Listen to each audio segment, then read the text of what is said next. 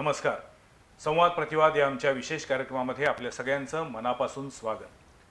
नेहमीची येतो पावसाळा या उक्तीनुसार आता पावसाळा तोंडावर आलेला आहे आणि अशा वेळी पुन्हा एकदा जर आपल्याला शाश्वत गोष्टींबद्दल बोलायचं असेल तर त्यातली सगळ्यात महत्त्वाची गोष्ट ती म्हणजे झाडं लावणं, झाडं जगवणं. पावसाळ्याच्या तोंडावरती जर आपण योग्य प्रकारे वृक्षारोपण केलं तर ती झाडं चांगल्या पद्धतीनं वाढू शकतात, जगू शकतात. आणि म्हणून मला आज पुन्हा एकदा याच विषयावर बोलायचे, समजून घ्यायचे. कोरोनानं आपल्याला खूप काही शिकवलेलं आहे. त्यातली एक सगळ्यात महत्त्वाची गोष्ट आहे ते म्हणजे कोरोनानं ऑक्सिजनची किती महती आहे, किती महत्त्व आहे हे पुन्हा एकदा दाखवून दिलेलं आहे. म्हणजे सजीव मात्रांना जगण्यासाठी ऑक्सिजन लागतो हे सगळ्यांना माहिती आहे. पण कोरोनामुळं पुन्हा एकदा माणसाला ऑक्सिजनचं महत्त्व कळालेलं आहे.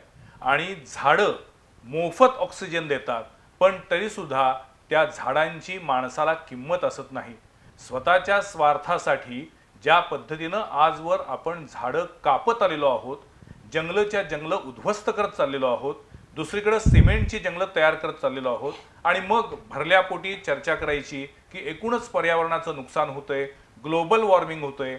पण आपण त्याला कुठे हातभार लावतोय का, किंवा ही परिस्थिती बदलण्यासाठी आपण काय करू शकतो याचा फार कमी जण विचार करतात. सुदैवानं गेल्या काही वर्षामध्ये पर्यावरणाबद्दलची एक जाणीव जागृती निर्माण झाली आहे, हे खरं आहे. झाडांबद्दल, झाडांचं महत्त्व असण्याबद्दल सुद्धा लोकांच्या मध्ये एक अवेअरनेस आला, हे खरं आहे. आणि झाडं लावण्यासंदर्भात, झाडं वाढवण्यासंदर्भामध्ये एक मोठी चळवळ उभी राहते आहे, ही सुद्धा एक आशेची गोष्ट आहे. या पार्श्वभूमीवरती आज तुमच्या आमच्या मनातील प्रश्न, शंका आपण समजून घेणार आहोत. आणि त्यासाठी मी आज आमच्या स्टुडिओमध्ये या क्षेत्रातील 2 तज्ज्ञ मान्यवरांना बोलवले. मी स्वागत करतो ज्येष्ठ वनस्पती शास्त्रज्ञ डॉक्टर मधुकर बाचुलकर सर यांचं. नमस्कार. आणि निसर्ग मित्र या संस्थेच्या वतीनं सातत्यानं निसर्गाच्या सानिध्यात राहणारे, निसर्गाकडे घेऊन जाणारे अनिल चौगुले. दोघांचंही स्वागत आहे. आत्ता हा एपिसोड सुरू होण्यापूर्वी मधुकर बाचुलकर सरांनी त्यांनी लिहिलेली पुस्तकं मला दाखवली. लॉकडाऊनच्या काळात सुद्धा सर स्वस्थ बसलेले नाही आहेत, तर वेगवेगळ्या विषयावरती झाडांची माहिती व्हावी, झाडं कशी लावावीत याच्याबद्दलची माहिती व्हावी, याच्यासाठी सुद्धा त्यांचं लिखाण सुरू आहे. सर, सगळ्यात पहिल्यांदा मला तुम्हाला विचारायचं आहे की आत्ता जसं म्हटलं की कोरोनाच्या काळामध्ये अनेकांना ऑक्सिजनच्या सिलेंडरची आठवण झाली, गरज पडली, ऑक्सिजनचा तुटवडा भासू लागला, टंचाई भासू लागली, ऑक्सिजन अभावी मृत्यू झाले. दुसरीकडं वर्षानुवर्ष अनेक झाडं आपल्याला मोफत ऑक्सिजन देत आहेत. पण मला एक सांगा, जे कुठलंही झाड असेल, लहान मोठं कुठलंही झाड असेल, प्रत्येक झाड हे ऑक्सिजन देतच का, की अशी पण काही झाडं आहेत की जी ऑक्सिजन देत नाहीत? आपल्या वनस्पती सृष्टी जी आहे त्या वनस्पती सृष्टीमध्ये बुरशी किंवा कवक हा एक घटक आहे, एक ग्रुप आहे.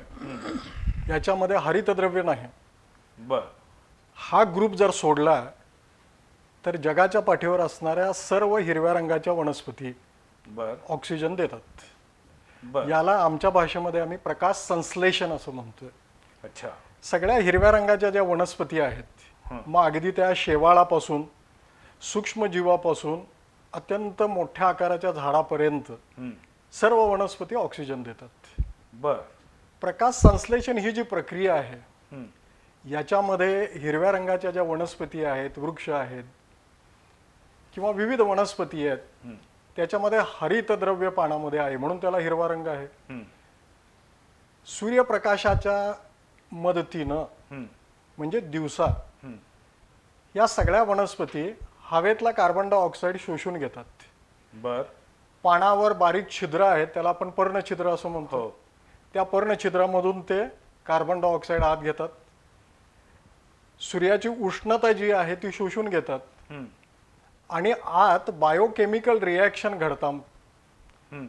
वनस्पतीच्या पानामध्ये पाणी ऑलरेडी तिथं आहेच. आता त्यांनी शोषून घेतलेला कार्बन डायऑक्साईड आहे, सूर्याची उष्णता आहे, सोलर एनर्जी आहे. ही सोलर एनर्जी आहे त्याचं कन्व्हर्शन केलं जातं आणि त्याचं कन्व्हर्शन बायोकेमिकल रिॲक्शन मध्ये केलं जातं. आणि ही क्षमता फक्त हिरव्या वनस्पतीमध्ये आहे. पण आता नव्यानं काही जी काही इनडोअर प्लांट्स आलेली आहेत त्याच्यामध्ये पिवळी पानं असतात किंवा हिरव्या पानांवरती पिवळे ठिपके असतात. काही ठिकाणी तर आता अन्य तांबूस किंवा लालसर रंगाची पण वनस्पती यायला लागली आहेत. मग त्याच्यामध्ये तेवढी ऑक्सिजन निर्मिती होत नाही. त्याच्यामध्येही होते, पिगमेंटचा कलर वेगवेगळा आहे, बर. पण मेन पिगमेंट जो आहे तो हरितद्रव्य म्हणजे क्लोरोफिल आहे. अच्छा. पण ॲट द सेम टाइम दुसरी एक शंका आहे, जर झाडांपासून वनस्पतींपासून माणसाला ऑक्सिजन मिळत असेल तर रात्रीच्या वेळी ही झाडं कार्बन डायऑक्साईड सोडतात असे म्हटलं जातं, पण मग रात्रीच्या वेळेला म्हणजे दिवसा ऑक्सिजन देतात आणि रात्री कार्बन डायऑक्साईड देतात असं जर झालं असेल तर ती झाडं हार्मफुल ठरत नाहीत? हा, आता त्याच्याबद्दलच मी थोडक्यामध्ये सांगणार आहे. मगाशी म्हणाला तसं ती सनलाईट एनर्जी ते ॲब्झॉर्ब केली, बायोकेमिकल रिॲक्शन मध्ये त्याचं रूपांतर केलं. त्याच वेळी त्याचा जो पाणी त्याच्यामध्ये आहे त्या पाण्याचं ते विघटन करतात आणि पाण्यामधला ऑक्सिजन जो आहे तो ऑक्सिजन बाहेर सोडतात. बर. म्हणजे कार्बन डायऑक्साईड मधला ऑक्सिजन बाहेर टाकत नाहीत, पाण्यामध्ये जो पाण्याचा अणू जो आहे त्याचं विघटन करतात. आणि हे विघटन करण्यासाठी त्याला सूर्याची एनर्जीची गरज आहे. ती सूर्याची एनर्जी आहे ती तिने कन्व्हर्शन केली आणि कन्व्हर्शन केल्यानंतर पाण्याचं विघटन त्याने केलं आणि त्याच्यातून ऑक्सिजन बाहेर टाकला आणि रेड्युसिंग एजंट तयार केलं. बर. हे सगळं दिवसा झालं. त्याच वेळी दिवसाच ते कार्बन डायऑक्साईड सुद्धा आत शोषून घेतात. त्या कार्बन डायऑक्साईडचं त्याच्यानंतर पुढं त्याच्यावर प्रक्रिया केली जाते. त्या प्रक्रियेसाठी मगाशी मी म्हणालो तो रेड्युसिंग एजंट जे आहेत ते उपयोगी आहेत आणि मग त्या कार्बन डायऑक्साईड पासून ग्लुकोज तयार होतो आणि शेवटी ग्लुकोजचं कन्व्हर्शन हे स्टार्च मध्ये होतं. बर. आणि मग ते तयार केलेलं स्टार्च वनस्पती विविध भागामध्ये साठवून ठेवतात. फॉर एक्झाम्पल पानामध्ये साठवतात, खोडामध्ये साठवतात, मुळामध्ये साठवतात, बी मध्ये साठवतात. बर. याच्यामध्ये ते साठवून ठेवतात आणि त्याचा आपण अन्न म्हणून उपयोग करतो. पण मग रात्रीच्या वेळेला कार्बन डायऑक्साईड सोडतात, आता हा एक यात महत्वाचा कितपत प्रश्न तथ्य आहे. आहे? आता दुसरी गोष्ट, तुम्ही मगाशी मला प्रश्न केला की 24 तास ऑक्सिजन देणाऱ्या वनस्पती आहेत का. आता मी मगाशी सांगितल्याप्रमाणे सगळ्यांना स्पष्ट झालेलं आहे की कुठलीही वनस्पती 24 तास ऑक्सिजन देऊ शकत नाही. ओके. फक्त सूर्यप्रकाशाच्या म्हणजे दिवसा फक्त या सूर्योदय वनस्पती ते सूर्यास्त.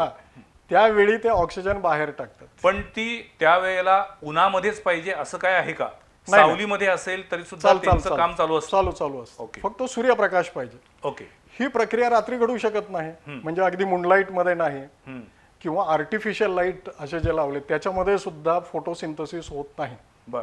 आता दुसरी प्रक्रिया तुम्ही मला विचारली ती म्हणजे श्वसन. नाही, किंवा महत्वाचं म्हणजे रात्रीच्या वेळी कार्बन डायऑक्साईड कितपत बाहेर पडतो ते की जो माणसाला घातक आहे का? दुसरी प्रोसिजर आहे ती श्वसन, रिस्पिरेशन. सजीव प्रत्येक जण श्वसन करतो. हो. आणि हे श्वसन करत असताना किंवा रिस्पिरेशनच्या वेळी आपण ऑक्सिजन आत घेतो आणि कार्बन डायऑक्साईड बाहेर टाकतो. हो. वनस्पती सुद्धा त्याच प्रक्रिया करतात. श्वसन ही जी प्रक्रिया आहे ती मात्र वनस्पतीमध्ये रात्री सुद्धा आहे आणि दिवसा सुद्धा आहे. पण प्रकाश संश्लेषण प्रक्रिया जी आहे ती फक्त आणि फक्त दिवसा आहे. बरोबर. आता रात्री सर्वात महत्वाचं आहे, मगाशी मी म्हटलं की ऑक्सिजन आणि कार्बन डायऑक्साईड वनस्पती पर्णछिद्रातनं ज्या आत घेतात ती पर्णछिद्र फक्त दिवसा उघडी असतात, बर. रात्रीच्या वेळी ती बंद असतात. बर. त्यामुळं मोठ्या प्रमाणामध्ये ते ऑक्सिजन घेऊ शकत नाहीत. अगदी कमी प्रमाणामध्ये पानाच्या खालील बाजूला सुद्धा एक थिन लेअर आहे, त्याला क्युटिकल असं म्हणतात. या क्युटिकल मधून तो ऑक्सिजन ते आत घेतात रात्रीच्या वेळी आणि आत रिस्पिरेशन प्रक्रिया होते आणि कार्बन डायऑक्साईड तिथूनच बाहेर टाकला जातो. पण कार्बन डायऑक्साईड बाहेर टाकण्याचं प्रमाण जे आहे ते मात्र तुलनेनं अगदी कमी आहे. अच्छा. काही वनस्पती तो कार्बन डायऑक्साईड बाहेर टाकतच नाहीत, रात्री ते आपल्या शरीरामध्ये साठवून ठेवतात आणि दुसऱ्या दिवशी तो प्रकाश संश्लेषणासाठी वापरतात. समजा 50 वर्षाची 100 माणसं एका खोलीमध्ये ठेवली आणि 50 वर्षाची 100 झाडं असतील तर त्याच्यामध्ये जास्ती कार्बन डायऑक्साईड कोण टाकेल? माणसं टाकतील की झाडं टाकतील? नाही, आता कसं आहे की कार्बन डायऑक्साईड बाहेर टाकण्याचं तुलनेनं जे प्रमाण आहे ते फार कमी आहे, झाडांकडनं, झाडांच्याकडून सुद्धा आणि माणसांच्याकडून सुद्धा. बर. सर्वात जास्त कार्बन डायऑक्साईड आता आपण इंडस्ट्रीमधून बाहेर टाकतो, तो तर आहेच. ज्वलन केल्यानंतर बाहेर टाकतो. हो. आम्ही ज्या गाड्या वापरतोय डिझेल आणि पेट्रोलच्या ज्वलनातून बाहेर टाकतो. आपल्या श्वसनामधून फार मोठ्या प्रमाणामध्ये कार्बन डायऑक्साईड बाहेर पडत नाही. आता फॉर एक्झाम्पल वाळवंटी भूप्रदेश आहे, तिथं झाडं कुठे आहेत, मग तिथंही ऑक्सिजन आहेच की खरं.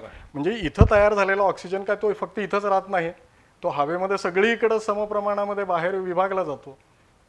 त्यामुळं कार्बन डायऑक्साईड बाहेर टाकण्याचं जे प्रमाण माणसांकडून आहे, जनावरांच्याकडून आहे किंवा झाडांच्याकडून आहे हे फार मोठ्या प्रमाणामध्ये नाही.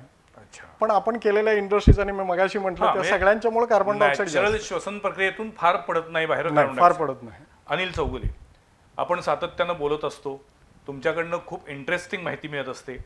तशी तुम्ही काही दिवसांपूर्वी आम्हाला एका बातमीसाठी विषय दिला होता, त्याच्यावरती मला आता अधिक माहिती घ्यायची आहे.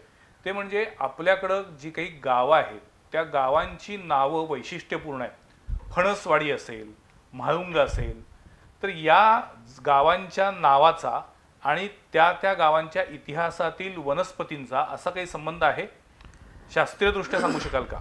शास्त्रीयदृष्ट्या म्हणण्यापेक्षा हे वर्ष आणि मागचं वर्ष दोन्ही वर्ष आंतरराष्ट्रीय स्तरावर वनस्पती आरोग्य वर्ष म्हणून मागचं वर्ष होतं आणि ह्या वर्षी स्थानिक फळे आणि पालेभाज्या संवर्धन वर्ष म्हणून जाहीर झालेलं आहे. कुणाकडनं? हे आंतरराष्ट्रीय स्तरावर.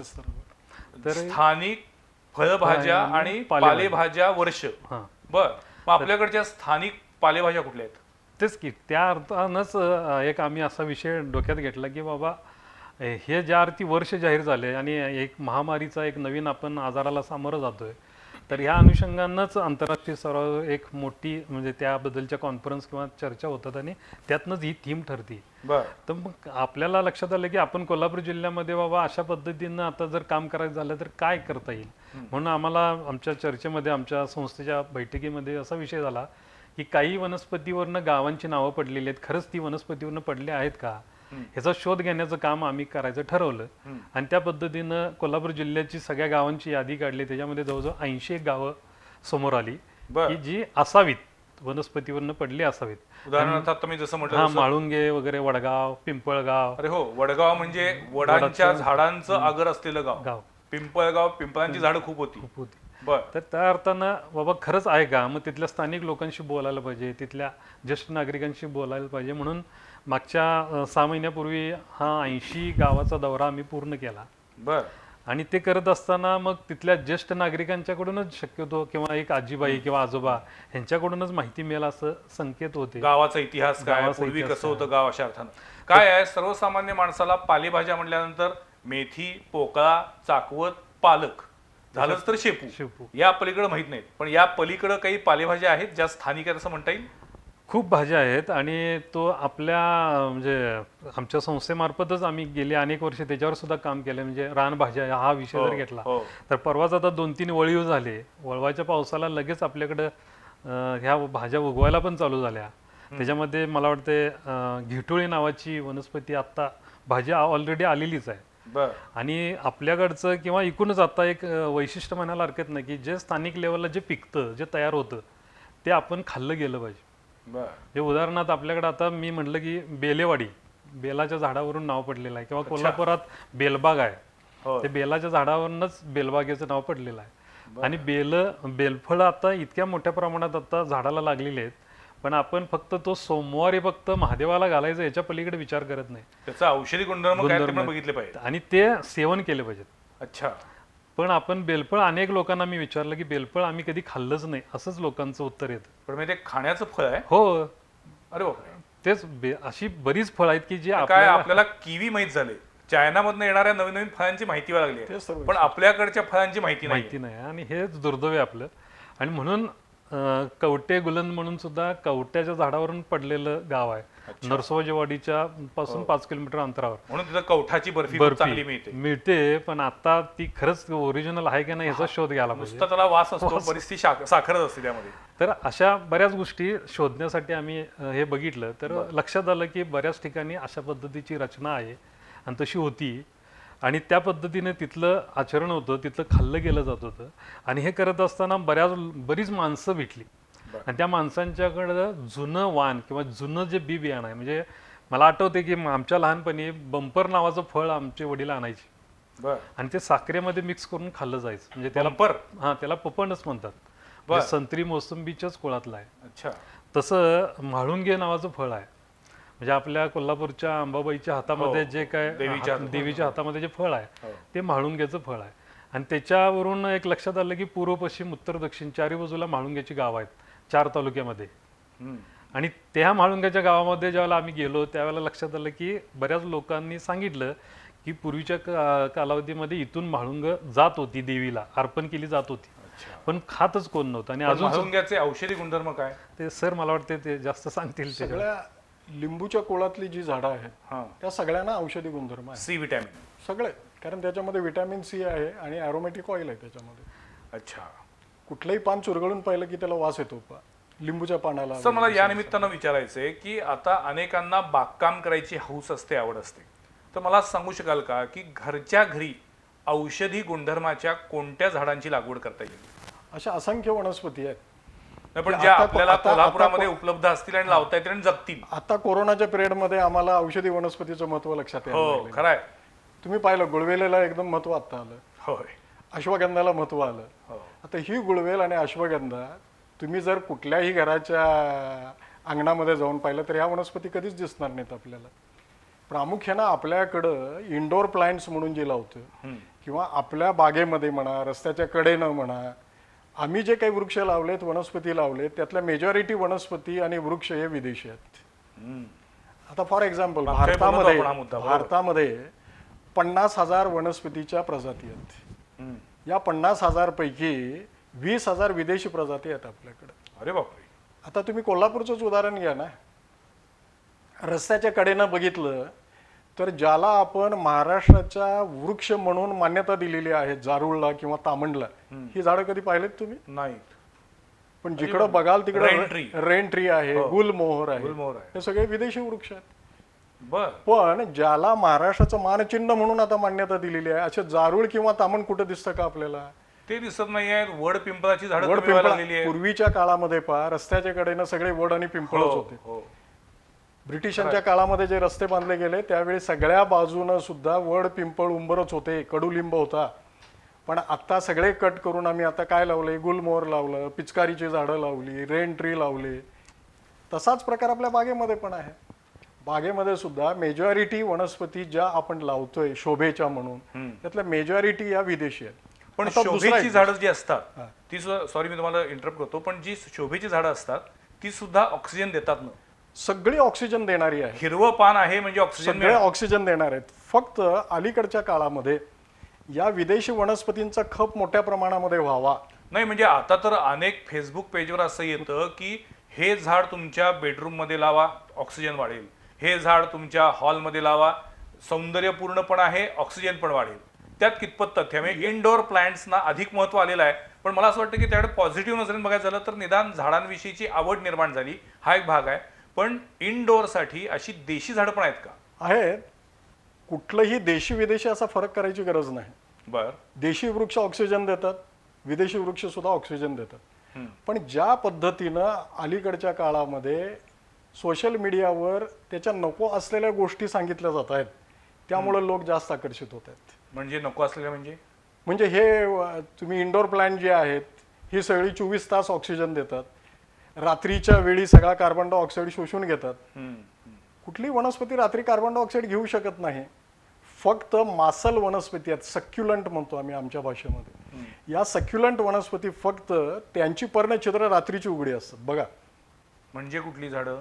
सक्युलंट म्हणजे मांसल वनस्पती. बर. फॉर एक्झाम्पल आपलं कोरफडी सारख्या वनस्पती ओके. की ज्याची पानं जाड आहेत, हा. किंवा स्नेक प्लांट म्हणून आहे. हो. तर ह्या प्लांटची पानं जाड आहेत हा. आणि ती नॅचरली वाळवंटी प्रदेशातली आहेत खरं म्हणजे. बरोबर. त्यामुळं पाणी साठवून ठेवण्यासाठी तिची पानं जाड आहेत. कॅक्टसचे प्रकार आहेत. कॅक्टसचे प्रकार किंवा कॅक्टस आणि सक्युलंट असे दोन असतात. अच्छा. कॅक्टस म्हणजे आपण मराठीमध्ये निवडुंग. निवडुंग म्हणतोय हो. आणि सक्युलंट्सला आपण मांसल वनस्पती म्हणतो. ओके.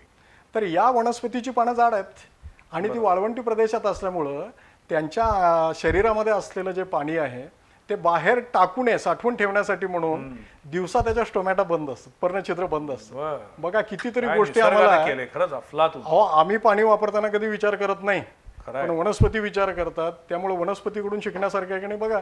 आणि कोरफडीचे तर औषधी गुणधर्म किती आहे. म्हणजे कमीत कमी पाण्यामध्ये कुठेही वाढणारी अशी वनस्पती आहे, पण खूप गुणधर्म असले. अशा आणि कुठल्या वनस्पती आहेत का कोरफडी सारख्या? अशा अनेक असंख्य वनस्पती आहेत. मांसल वनस्पतीचे ग्रुप भरपूर मोठा आहे. अच्छा. हा, त्याच्यामधले काही देशी आहेत, काही विदेशी आहेत. पण मग या सगळ्या आता इंडोर मी काय लावल्या सांगतो, हा चालतील? इंडोर पण लावतात, बाहेर उन्हामध्ये पण चालतात. ओके.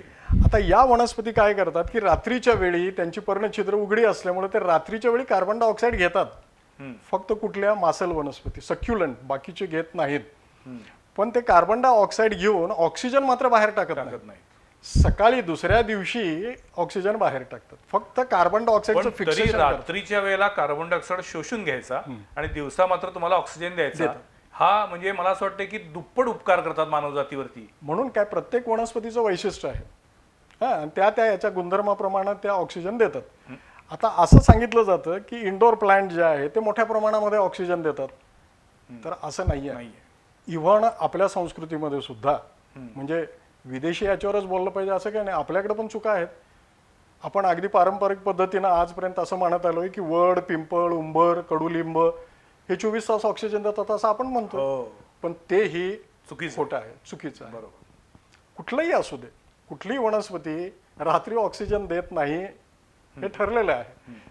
आता दुसरा भाग असा राहिला की मग ही इंडोर प्लांट खरोखरच जास्त ऑक्सिजन देतात का?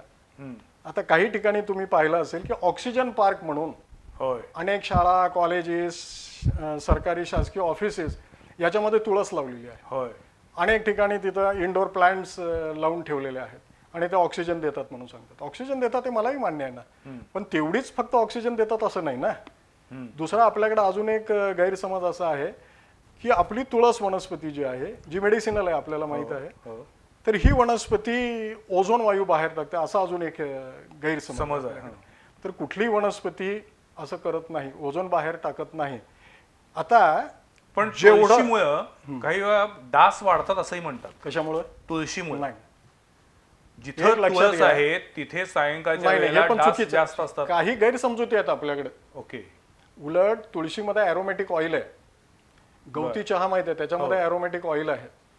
दिवसा ते तापल्यानंतर त्याच्यातलं व्होलाटाईल ऑइल जे आहे ते वाफ होऊन ते बाहेर पडतं उलट, अच्छा. आणि त्याच्यामध्ये उलट कुठलाही कीटक तिथं आजूबाजूला फिरकत नाही अशी परिस्थिती आहे. ओके. आपल्याकडे ना अनेक गैरसमजुती भरपूर आहेत. तसं तुळशीच्या बाबतीमध्ये पण आहे किंवा इंडोर प्लांट बद्दल आहे. आता एक त्याच्यामध्ये महत्वाचं आहे, मी सांगतोय.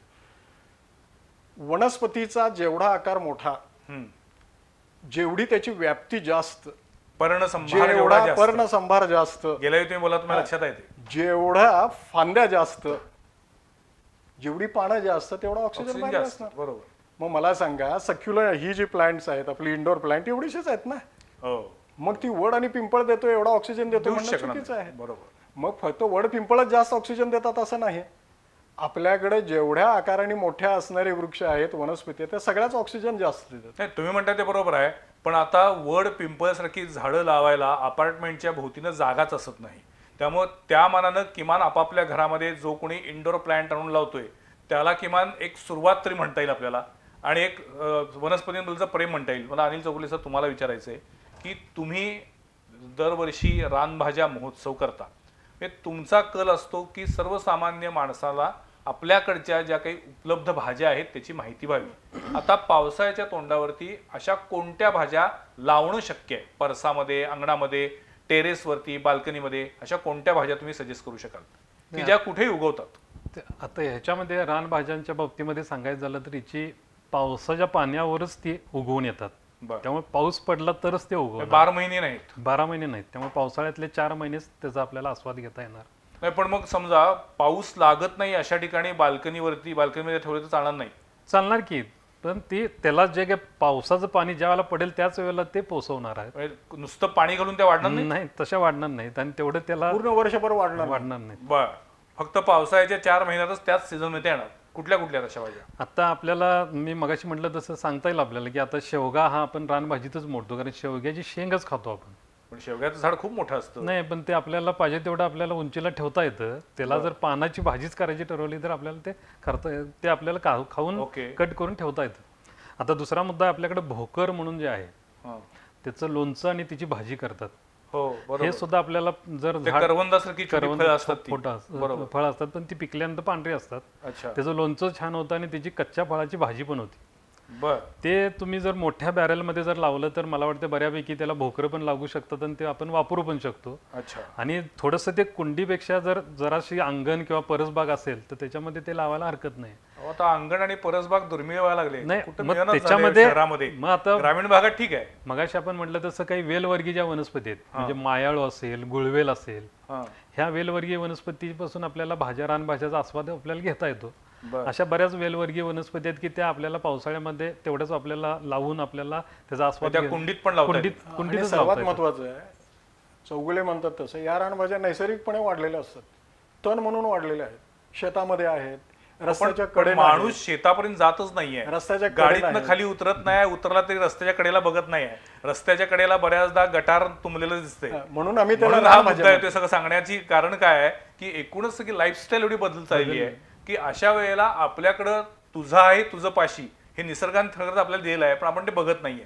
पण तुमच्या म्हणण्यानुसार अशी झाडं आपण लावू शकतो जी हो, 4 महिने भाज्या तुम्हाला देऊ देऊ शकतो. शकतो आरामात. पावसाळ्यात ह्या भाज्या खाल्ल्यामुळं आरोग्यावरती काही चांगला परिणाम होतो का काही विपरीत परिणाम होणार पण भाज्या आहेत? नाही, आता मी मगाशी म्हटलं तसं की ज्या वातावरणामध्ये ज्या सीझनला जे उगवतंय जे तयार होतंय ते सेवन केलंच पाहिजे. फॉर एक्झाम्पल मी आता सांगितलं की भोकरचं झाड, आता भोकराला फळं लागलेली आहेत, ती पिकलेली आहेत, बरं. आणि आता बऱ्याच वेळेला आपल्याकडे वळीव चालू होतो किंवा थोडंसं आपल्याला भिजलं गेलं. नाही तर मान्सून सुरू होईल हा, तर तेच अशा वेळेला जून जुलै ऑगस्ट तेच या की. 3 महिन्यामध्ये समजा- कोणत्या प्रामुख्याने रानभाज्या येतात? तेच म्हटलं, आता ते कप जर झाला आपल्याला हा, तर हे भोकराची फळं जर खाल्ली तर कप कमी येतो. बर आणि ह्या लहानपणापासून जे संकेत आहेत फक्त आपण ते विसरलोय. म्हणूनच मी मगाशी म्हटलं की आम्ही जो शोध घेतला तो त्या अर्थानं.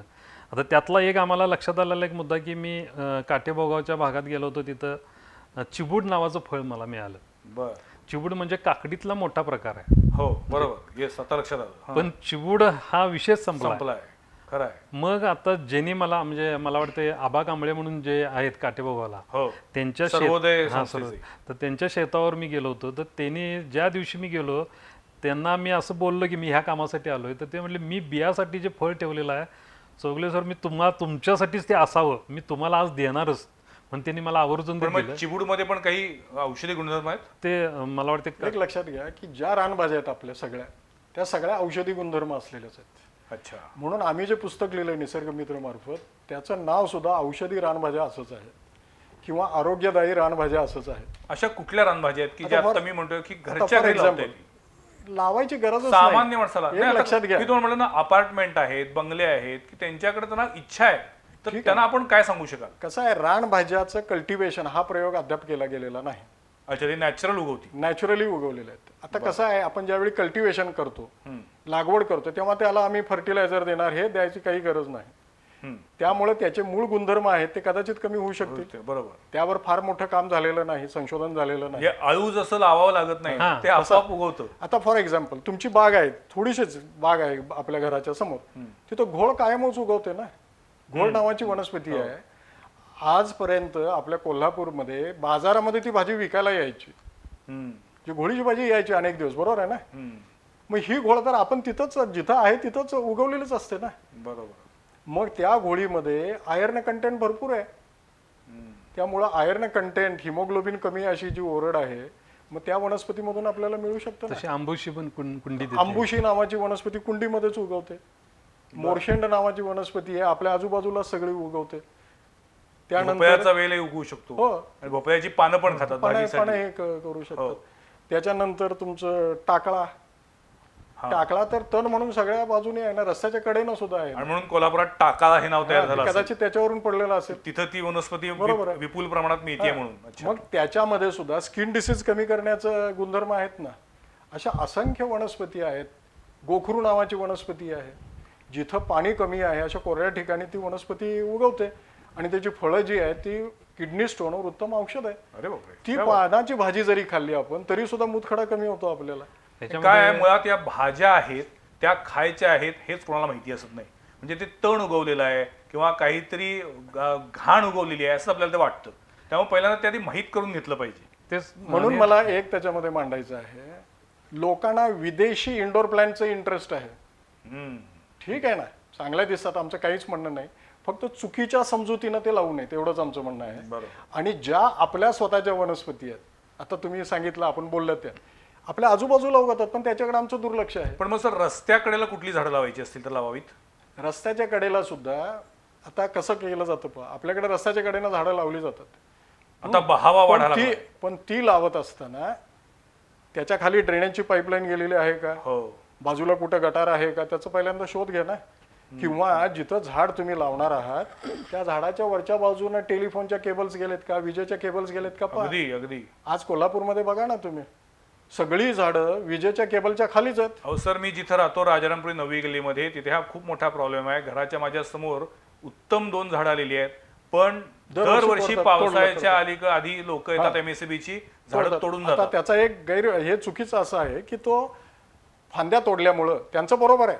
एक्झॅक्टली. हा, पण लक्षात घ्या, एका बाजूला झाडाची वाढ होते हो, आणि मग वादळ झालं, वारा आलं की तू कोसळणार. कोसळून जातात. बरोबर, दुसरं अगदी बरोबर. अजून एक शहरवासियांना मला हे पण सांगायचं, म्हणजे झाड लावताना सुद्धा ते कुठं लावायचं लावायचं याचं हे बघा ना. तारतम्य बघितलं पाहिजे. मग तुम्ही विजेच्या किंवा टेलिफोनच्या केबल खाली लावणार आहे तर मध्यम आकाराचं झाड लावा. हा, हा. तिथं तुम्ही जारूळ आणि बकुळ लावून चालणार नाही ना. बरोबर. मग तिथं लहान वाढणारी मध्यम आकाराची झाडं तुम्ही लावू शकता. पारिजातक लावू शकतो आपण, भाव्याचं झाड लावू शकतो, सीतेचं अशोक लावू शकतो, जी काही फार मोठी झाडं होऊ शकत नाहीत. कमाल उंची किती या झाडांची? त्याचे 10 ते 12 फूट, अच्छा, ओके. त्याच्यापेक्षा जास्त वाढत नाहीत. पण तुम्ही काटेसावर लावली, बकुळीचं झाड लावलं तर ते प्रचंड मोठं होतं.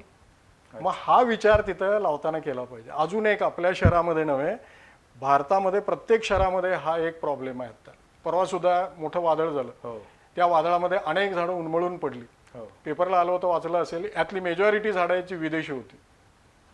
आपल्याकडे सुद्धा मध्ये वादळ झाल्यानंतर विदेशी झाडं जी आहेत, ज्याला सिंगापूर चेरी म्हणतात, ते सगळ्यात जास्त झाडं त्याची तुटून पडलेली होती. कारण ते तेवढं मजबूत नाहीये मजबूत नाही आहेत होती. आणि मुळं जमिनीत घट्ट मुळं, राहत हा. नाहीत. अच्छा. आणि दुसरं अजून एक आपल्याकडे सर्वात मोठं, मी कॉर्पोरेशनला अनेक वेळा सूचना केलेल्या आहेत हम्म, की आपल्याकडं सुशोभितीच्या नावाखाली, म्हणजे सुशोभित करायचं आहे म्हणून, आपला परिसर सगळं सुशोभित करायचं आहे म्हणून जिथं दिसेल तिथं डांबर, जिथं दिसेल तुम्ही सिमेंटचा कोबाच करताय. हम्म.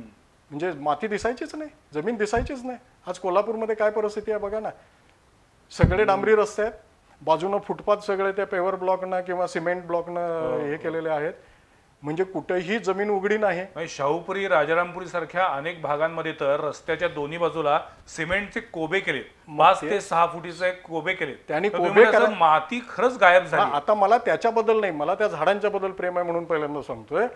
ते झाडं जी लावले तुम्ही फुटपाथला किंवा रस्त्याच्या कडेला, त्याच्या बेसमध्ये सुद्धा सगळा सिमेंटचा कोबा आणि सगळं तुम्ही काय केलेलं आहे, डांबर ओतून ठेवलेलं आहे.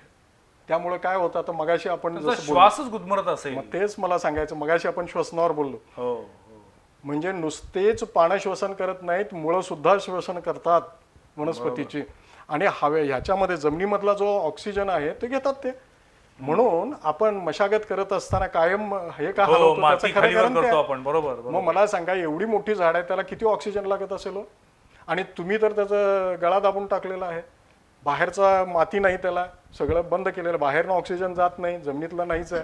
शेवटी ती मुळं कुजायला सुरुवात होतात. अरे बाप. आणि ती मुळं कुजायला लागलं, ती अशक्त होऊन जातात. काही दिवसानं ते झाड वटून जातं, किंवा मोठा पाऊस पडला, मोठा वादळ झालं की ते सगळे उन्मळून पडतात. म्हणजे एक प्रकारे मग आपण- मला सांगा, झाडावर प्रेम आहे का हे सुशोभीकरणाच्या नावाखाली नुसतं डांबरीकरण आणि तुम्ही हे करणार आहे? विकास कामं, दुसरं मी अजून तुला एक, विकास कामं म्हणायचं आणि सोडून द्यायचं. नाही, हे आता लोकांनी पटवून घ्यायला पाहिजे. आता मला सांगा की तुम्ही सगळीकडे डांबर आणि सिमेंटच घातलेलं आहे, सगळीकडे बघाल तिकडे तेच घातलेलं आहे. परवा सुद्धा कोल्हापूरला महापूर आला. हे जर सगळी जमीन जर उघडी असती तर काय झालं असतं, ते पाणी आत मुरलं नसतं. तुमच्या गटारी सगळ्या सिमेंटच्या, पूर्वी गटारी सिमेंटच्या नव्हत्या. नव्हत्या. आता पाणी आत मुरायला जागाच नाही आहे. तुमचा बंगला आहे, अपार्टमेंट आहे, त्याच्या अवतीभोवती सगळं सिमेंट कॉन्क्रीटच आहे हो. खरं आहे. मग झाडं लावायला जागा नाही असं आपण कसं काय म्हणतो? पण मग सर, मगाचा जो मूळ प्रश्न आहे की रस्त्याच्या कडेनं किंवा अपार्टमेंटच्या भोवतीनं, सोसायटीच्या भोवतीनं कुठली झाडं लावली लहान पाहिजेत? आकाराची, मध्यम आकाराची कुठलीही देशी झाडं लावायला काही हरकत नाही. एक 4 नावं. माझं आता मी मगाशी सांगितलं, सीतेचा अशोक, ओके.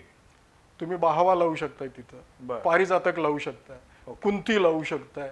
अच्छा. म्हणजे अगदी मोठ्या प्रमाणामध्ये ती मोठ्या आकाराची होतच नाही तो. आणि मग तेवढी तुम्ही लावू शकाल ना. शेताच्या बांधावरती लावायची वेगळी झाडं आहेत. आता शेताच्या बांधावरचं कसं आहे प्रॉब्लेम सांगतो मी तुम्हाला. शेतकऱ्यांचं म्हणणं आहे ते सायंटिफिकली काही अंशी बरोबर पण आहे. बांधावर जर फार मोठ्या आकाराचं झाड जर असेल, त्याचा पसारा फार मोठा आहे, फांद्या आणि हे, तर सगळी सावली पडते आणि त्या सावलीच्या खाली पिकं येत येत नाहीत. नाहीत. हे बरोबर आहे. म्हणून बांधावर लावत असताना सरळ सोट वाढणारं झाड लावा. बर. आता फॉर एक्झाम्पल अगस्ता नावाचं झाड आहे, हा, ते सरळ सोट वाढतं आणि त्याच्या रानभाजी म्हणून आम्ही त्याचा वापर करतोय. त्याची फुलाची भाजी करतात.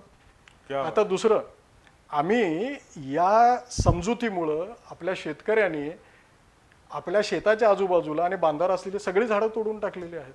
हम्म. आणि तुम्हाला माहित आहे की पिकावर पडणारी कीड जी आहे ती नैसर्गिकपणे पक्षी खातात ना. हो.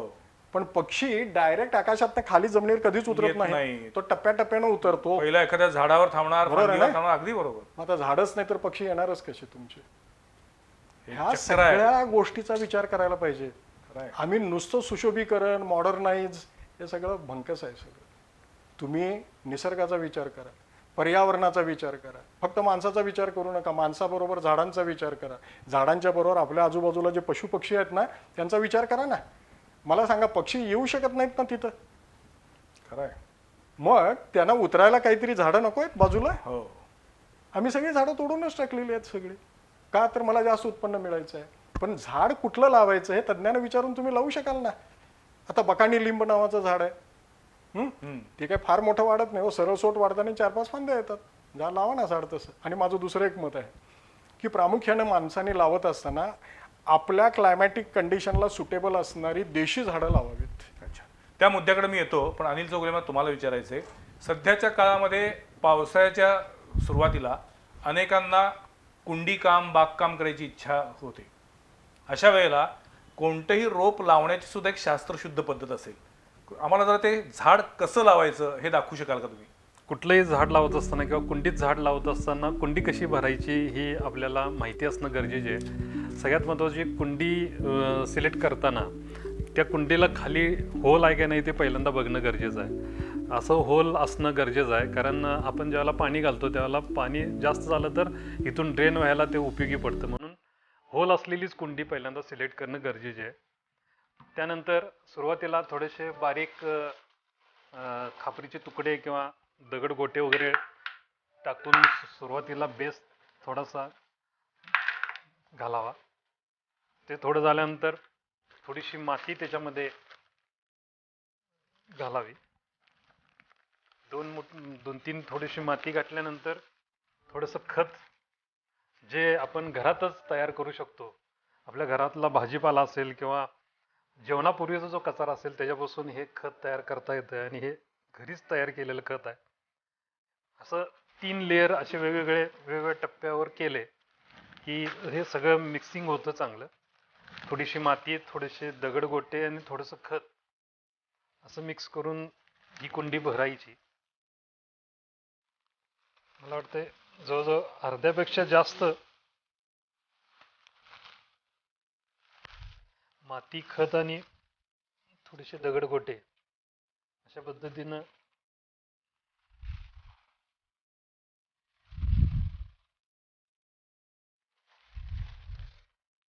हे लेअर तयार करायचे. कुठलेही रोप लावत असताना ते पिशवीतच असतं. रोप लावताना बरोबर मध्यभागी ते रोप ठेवायचं. ही पिशवी कट करायची.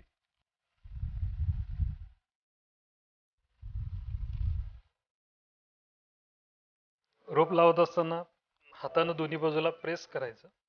परत थोडीशी माती आणि खत घालून हे एकसुरी करायचं, एकसारखं करायचं. आणि सगळ्यात महत्त्वाचं, हे रोप लावताना ह्या रोपाच्या दोन्ही बाजूनं, चारी बाजूनं दगडगोटे ठेवायचे, जेणेकरून पाणी आपल्याला घालायला त्या दगडावरच घालायचं असतं पाणी. कारण डायरेक्ट जर आपण ह्याच्यात पाणी ओतलं तर मला वाटतं माती बाहेर पडते आणि मग मुळं उघडी पडतात. त्यामुळे झाड डॅमेज होण्याची शक्यता असते.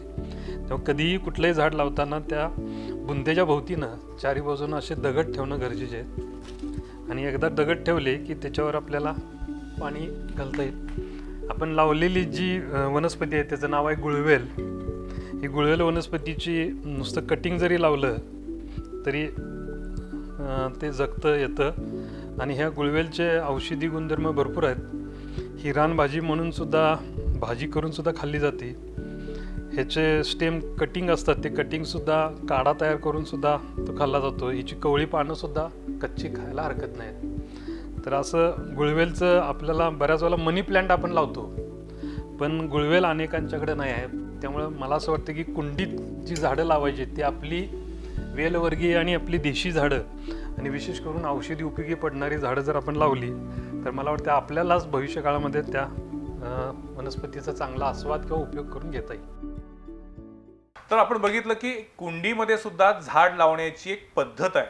कुठलंही रोप आणलं आणि ते कुंडीमध्ये ठेवलं की झाड वाढलं असं होत नाही. त्याच्यासाठी सुद्धा एक व्यवस्थित सिस्टमॅटिक पद्धत आहे, ती आपल्याला अनिल चौगुले दाखवली.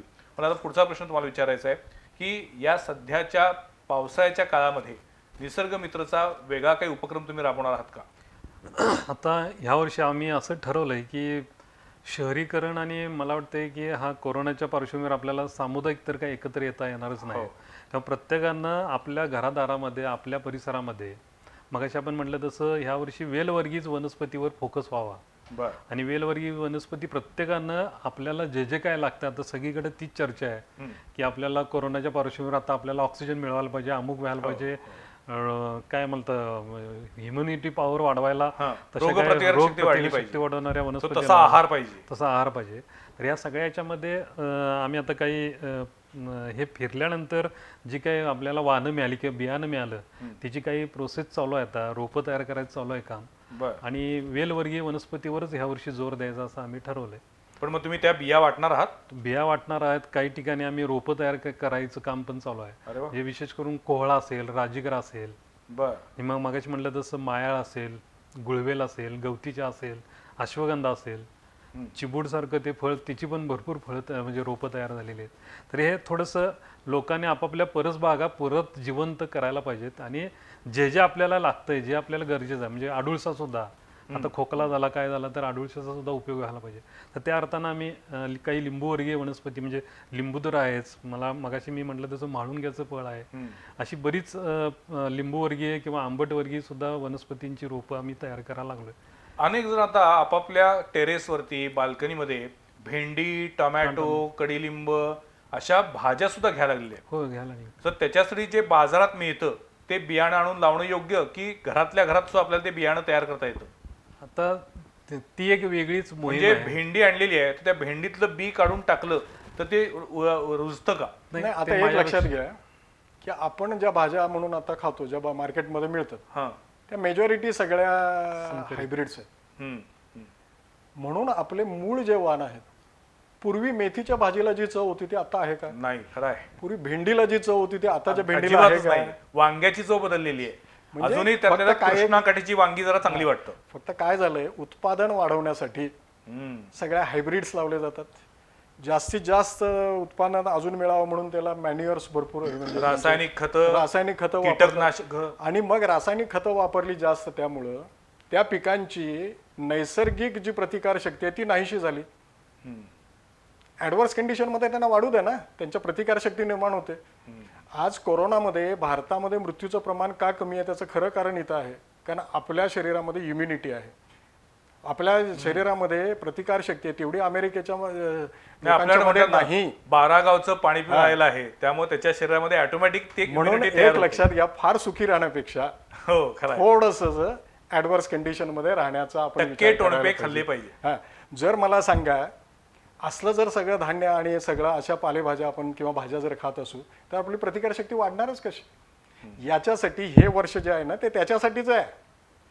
तुमच्या स्थानिक लेवलवरचे वृक्ष, तुमच्या स्थानिक लेवलवरच्या वनस्पतीवर अभ्यास करा आणि त्या जतन करण्याचा प्रयत्न करा, हा संदेश आहे त्याच्यात. मग मला सांगा, पूर्वी खेड्यामध्ये मला आठवतं, माझी आजी, माझी पणजी, आमच्या त्या खेड्या गावामध्ये परसामध्ये सगळ्या हे म्हणतो ना तसं सगळ्या वेली लावलेल्या असायच्या, सगळ्या भाजीपाला असायचा, वांगी लावलेली असायची. आता दिसतं परसच नाही. आता हे ते आजीबाई पण राहिली नाही, पणजी राहिली नाही, आणि आम्ही सगळे मॉडर्न आहेच. उठलं की आपण सगळे शहरामध्ये फिरायला लागले. स्टार बाजारला जायचं, ब्रोकोली घ्यायची, सॅलेड्स करायची. मग त्यासाठी वेगवेगळ्या पद्धतीचे ते तेल मिळतात, ती तेल घ्यायची, त्याच्यावरती ते कसं काय, त्याच्यावरती बरंच काय काय चालू असतं. आणि युट्यूबनं तर खूप काय काय शिकवलेलं आहे. मग हे आता सगळ्या लोकांच्या लक्षात यावं म्हणूनच हे वर्ष साजरं केलं जायलंय की तुमच्या स्थानिक स्तरावरच्या वनस्पतीचा अभ्यास करा, तुमच्या स्थानिक स्तरावरच्या पिकांचा अभ्यास करा, स्थानिक स्तरावरच्या सगळी कडधान्य, स्थानिक स्तरावर असणाऱ्या सगळ्या भाज्या यांचे वाण गोळा करा. आणि तुम्हाला माहीत असेल की आपल्या महाराष्ट्रामध्ये सुद्धा असे काही व्यक्ती आहेत, तुम्हाला माहित आहे त्या अहमदनगरच्या त्या बाई वगैरे, किंवा अशा असंख्य, आता कर्नाटकमध्ये सुद्धा तेच उदाहरणं आहेत, केरळमध्ये आहेत. हे जे पूर्वीचे लोक आहेत ना, हे सगळे बिया गोळा करून राखेमध्ये भरून ठेवायचे. आणि आता आम्ही कशामध्ये भरतो? मला या Pesticide. बियाच्या वरून एक आठवलं की काही संघटनांकडनं त्या बियांचे गोळे तयार केले जात आहेत आणि ते गोळे फेकले जात आहेत की ज्याच्यातून म्हणे झाडं म्हणून उगवतील. म्हणून मी सांगालोय काय, आपण सगळं दुसऱ्याचं अनुकरण करणं, पण त्यातनं झाडं उगवणार नाही. नाही सांगतोय का, दुसऱ्याचं अनुकरण करणं, दुसऱ्याने मांडलेली थिअरी आपण मांडून त्याचा अभ्यास करणं, हे नाही आहे. मला म्हणायचं आहे की आपण देवराई कन्सेप्ट आहे ना आपल्याकडं, हो देवराई सगळ्या नष्ट झाल्या आणि आता मी मियावाकी करत बसलोय. काय आहे हे सगळा प्रकार? नाही पण तो जो मूळ प्रश्न आहे माझा की तशा पद्धतीनं ते बियांचे सीड बॉल जे हा, आपण आता म्हणतो त्याच्याबद्दल ते तयार सांगतो. करून टाकणं हे कितपत आता याला सायंटिफिक आहे? कुठलाही सायंटिफिक बेस नाही. बर कोणाच्या तरी डोक्यातून निघालेलं हे फॅड आहे. बर हं? आपल्याला खरोखरच वृक्ष वाढवायचे जर असतील तर तुम्ही बिया गोळा करा, त्या बियावर प्रक्रिया करा. सगळ्या बिया लगेच उगवत नाही, त्याच्यासाठी हे पुस्तक लिहिलंय आम्ही. हम्म, हम्म. त्या प्रक्रिया केल्यानंतरच, कारण प्रत्येकाचा डॉर्मन्सी पिरियड ठरलेला आहे, बर प्रत्येकाचं हे ठरलेलं आहे, म्हणजे व्हायबिलिटी ठरलेली आहे. आता फॉर एक्झाम्पल सीतेचा अशोक किंवा आपण आता जांभळं बाजारामध्ये आलेली आहेत, ह्या जांभळाच्या बिया आपण 6 महिन्यांनी रुजत घाला हे होत नाहीत, उगवत नाहीत. अच्छा त्या 2 महिन्यामध्ये उगत घातल्या तरच उगवतात. ओके बरोबर. तसं तो सीतेचा अशोक सुद्धा तुम्ही काढल्यानंतर एक 2-3 महिन्यांना लागवड केली तरच त्या रुजतात. मग हे आम्हाला माहित पाहिजे ना, त्याच्यासाठी आम्ही हे पुस्तक लिहिलेलं आहे. आणि माझं असं म्हणणं आहे की तुम्ही वेगवेगळं जाताय फिरताय बघताय ना, तिथनं बिया गोळा करा आणि त्याची रोपं तयार करा. आणि ती रोपं तयार झाल्यानंतर, ती मोठी झाल्यानंतर, ते सुद्धा मी सांगतो, मोठी 2-3 वर्षाची झाल्यानंतर तुम्ही जंगलामध्ये नेऊन ती लावा किंवा जिथं लावायची आहे तिथं एवढा लावा. वेळ सर कुणाकडे आहे? नाही मग याला हे तुम्ही आता फुकटचा वेळ घालवतायच ना. आता सीड बॉल टाकण्याचा काही उपयोग नाही. सीड बॉल करायचा तुम्ही फुकट वेळ घालवतायच ना. आता मला सांगा, सीड बॉल फेकून जर जंगलं जर तयार झाली असती, तर मला सांगा आमचे सगळे वृक्ष आणि वनस्पती जंगलामध्ये ती कितीतरी बिया तयार करतातच की स्वतःच. पण मग मग एवढ्या सगळ्या रुजतच नाहीत ना, त्यातल्या 5% फक्त रुजतात, 5-10%. त्यामुळं सीडबॉल तयार करण्यासाठी जी ताकद आपण खर्च करतोय ती लावण्यापेक्षा तुम्ही वृक्ष रोप वाटिका तयार करावी, त्याचे वृक्ष तयार करावेत, थोडासा पेशन्स ठेवावा, असं माझं म्हणणं आहे. परवा तर शासनानं एक घोषणा केलेली आहे. हे गाईड करणारे सगळे लोक कोण आहेत? नाही, मला त्या मुद्द्याकडे जायचंय की जी आपली राज्य शासनाची शतकोटी वृक्ष लागवड योजना आहे, काय त्याला उपयोग? फॉरेस्ट डिपार्टमेंट ज्या पद्धतीनं काम करते, तुम्ही कधी सांगत नाही फॉरेस्ट डिपार्टमेंटला की मी त्या कमिटीवर आहे, अनेक वेळा त्यांची कान उघाडणी केलेली आहे, सांगितलेलं आहे, सूचना केलेल्या आहेत, काही वेळा कान पिचक्या पण घेतलेल्या आहेत, पेपरमध्ये लिहिलेलं आहे. कुठली झाडं लावली पाहिजेत आणि कुठली झाडं आता लावली माझं जातात? आता असं म्हणणं आहे की आपल्याकडं माझा विदेशी वृक्ष लावण्याबद्दल विरोध अजिबात नाही. त्यांच्याबद्दल माझ्या मनात तिरस्कार नाही, कारण मी शेवटी वनस्पती प्रेमी आहे, वृक्षप्रेमी आहे, त्या विषयातला मी अभ्यासक आहे. मला सगळी झाडं एकच आहेत, झाडांच्या सर्व जाती धर्म सगळं. आपल्याला सारखेच. मग ते विदेशी आणि हे देशी मी नाही म्हणत, पण ओरिजिन आहे हे मात्र खरं आहे. हा, पण फॉर एक्झाम्पल कुठलंही विदेशी झाड लावण्यापूर्वी त्याचा बॅकग्राऊंडचा अभ्यास करावा. अच्छा, म्हणजे जिथं आहे त्याच्यापासून काही त्याचा त्रास झाला का पर्यावरणाला वगैरे, त्याचा अभ्यास करावा. कुठलेही विदेशी वृक्ष जे आहेत ते मोठ्या प्रमाणामध्ये मोनोकल्चर करू नये, एक सुरी लागवड करू नये. म्हणजे जशी काही वर्षापूर्वी निलगिरीची झाली मग होती. तेच सांगतो मी. आता तुम्ही फॉरेस्ट डिपार्टमेंटचं केलं, आता फॉरेस्ट डिपार्टमेंट त्याचं समर्थन पण करतं, मी त्याचं समर्थन करेन. त्या काळामध्ये ठीक होतो की तुम्ही मोठ्या प्रमाणात लावली, तुम्हाला जंगल वाढवायचं होतं, हे सगळं झालं रोखायची होती. बरोबर. पण पण निलगिरीला आता तरी पाणी आपण खूप करा ना. खाल्लं. पाणी भरपूर. आता कसं झालंय, हे सगळे विदेशी वृक्ष प्रामुख्यानं फॉरेस्ट डिपार्टमेंटनंच इंट्रोड्यूस केलं, मेजॉरिटी. का बरं असं का? तेच सांगितलं ना, दुसऱ्याचं अनुकरण करण्याची आवड. अच्छा, मला तुम्हाला तेच मुद्दाम सांगायचं, मी मगाशी तेच म्हटलं की भारतामध्ये आपल्या 50,000 वनस्पती आहेत, 30,000 आपल्या आहेत. मग तुम्ही आपल्या वनस्पतीवर का रिसर्च करत नाही? बरोबर. एवढी डायव्हर्सिटी असताना तुम्ही का अभ्यास करत नाही? आता फॉर एक्झाम्पल इकडे बघा, इम्पोर्टेड वस्तूंचंच केवळ आकर्षण असतं असं नाही, तर झाडांमध्ये सुद्धा इम्पोर्टेड झाडांचं आता आकर्षण बघा, वाढत मी चाललं. तुम्हाला एक उदाहरण म्हणून मुद्दाम सांगतोय. महाराष्ट्रामध्ये हां, जवळपास 752 वृक्षाच्या प्रजाती आहेत ओके. महाराष्ट्रात. त्यापैकी 460 देशी आहेत आणि 292 विदेशी आहेत. आता विदेशी संख्या जरी कमी असली, म्हणजे डायव्हर्सिटी जरी कमी असली, तरी प्रमाण त्याचं जास्त आहे, क्वांटिटी जास्त. क्वांटिटी जास्त त्याची आहे. आता फॉर एक्झाम्पल दुसरं पश्चिम घाटाचं उदाहरण मी तुम्हाला देतो. अहो आम्ही इतके समृद्ध आहे. हो, खरं आहे.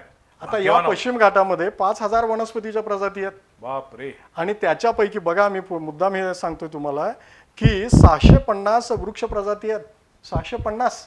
बर. आणि त्याच्यापैकी 352 ह्या प्रदेशानिष्ठ आहेत, ते एंडेमिक आहेत. म्हणजे हे 352 वृक्ष जगाच्या पाठीवर फक्त आणि फक्त पश्चिम घाटामध्ये आहेत, जगात कुठेही नाही आहेत. क्या बात. मग मला सांगा, हे आमच्या फॉरेस्ट डिपार्टमेंटला लक्षात येत नाही का? मला काही वेळा थोडंसं मी ॲग्रेसिव्ह होतो या बाबतीमध्ये, चुकीचं आहे खरं म्हणजे, पण मला वाईट वाटतं या गोष्टीचं की 352 वृक्ष तुमचे एंडेमिक आहेत. टोटल तुमच्याकडं एवढे वृक्ष आहेत, 650 वृक्षांच्या प्रजाती आहेत. मग तुम्हाला निलगिरी आणायची का आवश्यकता भासली हो मला सांगा? मग माझं असं म्हणणं आहे की आमच्या देशी वृक्षाच्या ज्या प्रजाती आहेत त्याच्यावर अभ्यास करून त्या लागवडीखाली आणण्याचा प्रयत्न करा ना. पण मग आता शतकोटी वृक्ष लागवड योजनेअंतर्गत किंवा रोटरी क्लब असेल किंवा अन्य काही संस्था पावसाळ्याच्या सुरुवातीला वृक्षारोपण करतात. हो. अनेक ठिकाणी वृक्षारोपणाचे कॅम्प सुरू होतात. कुठली झाडं लावली पाहिजे? देशी झाडं लावा, एवढंच माझं म्हणणं आहे. कुठलंही त्या ॲटमॉस्फिअरला, त्या क्लायमॅटिक कंडिशनला जी सुटेबल आहेत. आता प्रत्येक ठिकाणी क्लायमॅटिक कंडिशन वेगळी आहे, जिओग्राफिकल कंडिशन वेगळी आहे. त्याची यादी आता आपल्या टीव्हीच्या स्क्रीनवर दिसते. ती सगळी सगळी आहे. देशी यादी झाड आहेत. तीच तुम्हाला मी देतो, ते सगळे आहेत. ओके. म्हणजे कोरड्या हवामानामध्ये कुठली लावावीत, कमी भूप्रदेशामध्ये कुठली लावावीत, जास्त पाऊस पडतो तिथं कुठे लावावीत, नदीच्या काठावर कुठली लावावीत, अयो. याचा अभ्यास केला पाहिजे आणि त्या पद्धतीनं लावा. आणि म्हणजे एक लक्षात- अंधळेपणानं झाड लावत सुटणं नाही, चुकीचं. हे सुद्धा चुकीचं आहे. हे आपण कुठलं झाड लावतोय, त्याचे गुणधर्म काय आहेत, पुढे जाऊन त्या झाडापासून अन्य काही धोका निर्माण होणार आहे का, या सगळ्याचा विचार करून मग कोणतं झाड लावायचं ठरवलं पाहिजे. अनिल चौगुले, निसर्ग मित्र या संस्थेकडून गेली काही वर्ष सातत्यानं आपण लोकांना निसर्गाच्या जवळ आणण्याचा प्रयत्न करतोय. असा कोणता क्लास आहे, वयोगट आहे का की ज्याच्यामध्ये हा अवेअरनेस जास्त वाढत चाललाय, असं तुमचं काही निरीक्षण आहे का? मला त्यात जास्त करून सांगता येईल की शालेय मुलं आणि महिला हां. ह्यांचा सहभाग आणि ज्येष्ठ नागरिक ओके. हे जास्त प्रमाणामध्ये याच्यामध्ये इन्व्हॉल्व झालेले दिसतात. आणि आत्ता तरी मला वाटते ह्याच्यामध्ये सगळंच लॉकडाऊन झाल्यामुळं बऱ्याच तरुणांच्या नोकऱ्या गेल्या. तर आत्ता बऱ्याच तरुणांना असं वाटायला लागले की आपली शेतीच बरी, आपलं गावाकडचंच राहणं बरं. तर त्या अर्थानं बरेच आता तरुण इथले जे काय म्हणजे जे विद्यार्थी दशेमध्ये आमच्या संपर्कात होते ते आता तरुण झालेत. असे बरेच विद्यार्थी आता संपर्कात येऊन आमची जी काही थोडीफार शेती आहे तिथं आम्हाला शेती वेगळ्या पद्धतीने करता येईल का असं विचारणा चालू झालेलं आहे. आणि त्या पद्धतीनं त्यांना सरांच्या माध्यमातून वेगवेगळ्या पुस्तकाच्या माध्यमातून मार्गदर्शन पण चालू आहे. आणि मगाशी आपला मुद्दा जो झाला त्या अर्थानं आपल्या कोल्हापूर जिल्ह्याची जर सर मगाशी जसं म्हटलं तशी भौगोलिक परिस्थितीनुसार काही गोष्टी ज्या आहेत, म्हणजे मगाशी तुम्ही म्हटला की कृष्णाकडची वांगी वगैरे, हो. तसं चंदगडला चंदगडी बटाटा आणि रताळी हो, अतिशय हे famous आहे. आपल्याकडे येतच नाहीत. त्याची चव भारी आहे. काय येत नाही त्याचं कारण आहे, कारण तिथली माती जी आहे बघा, ती सगळी तांबडी माती आहे. बर. लॅटराईट सॉइल आहे सगळी. ती लॅटराईट सॉइल आपल्या काळ्या जमिनीतला बटाटा आणि तांबड्या जमिनीतला बटाटा याच्यामध्ये फरक आहेच.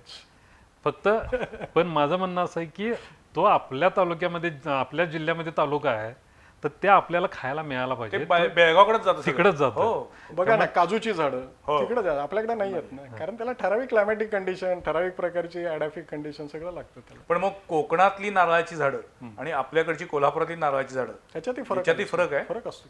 पण जात एकच असली. जात एकच असले तरी क्लायमॅटिक कंडिशन, चव वेगळा असू शकेल, हे सगळं असू जसं देवगडचा हापूसचं रोप जर इथं आणून लावलं तर देवगड सारखी चव येत नाही. शकेल. आता कुठलाही हापूस म्हटलं की त्याला देवगड हापूसच म्हणतात. खरं आहे. आणि त्या अर्थानं मला काही गोष्टी म्हणजे सरांनी पण त्याच्यावर बराचसा अभ्यास केलेला आहे. कंदवर्गीय ज्या वनस्पती आहेत म्हणजे डायस्कोरिया ज्याला म्हणतात म्हणजे जमिनीच्या खाली ज्या उगवतात त्या, किंवा सुरण सारखे वनस्पती आहेत. हो, बीट, सुरण. हा, तर मी शावडी वगैरे दुर्गम भागामध्ये ज्या वेळेला हे फिरायला गेलो किंवा ही गावं बघायला गेलो तर तिथं एक छान पद्धतीचा कंद मिळाला जो घड्याळाचा आकाराचा पण असतो, नांगरणीच्या आकाराचा पण असतो, एक 5-5, 6-6 किलोचा वजनाचा असतो. बापरे. तर त्याची भाजी त्या लोकांनी करून दिली मला दुपारच्या जेवणाला.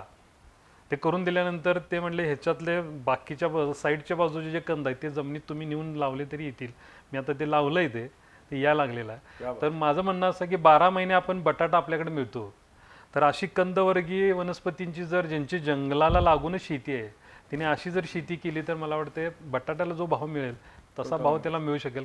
ते बघितलं म्हणजे पनीर आपल्याकडे फॅट झालंय, ते पनीर सारखीच तिची टेस्ट आहे, पण पनीर झक मारतंय तेवढं ते कंद चांगले आहेत.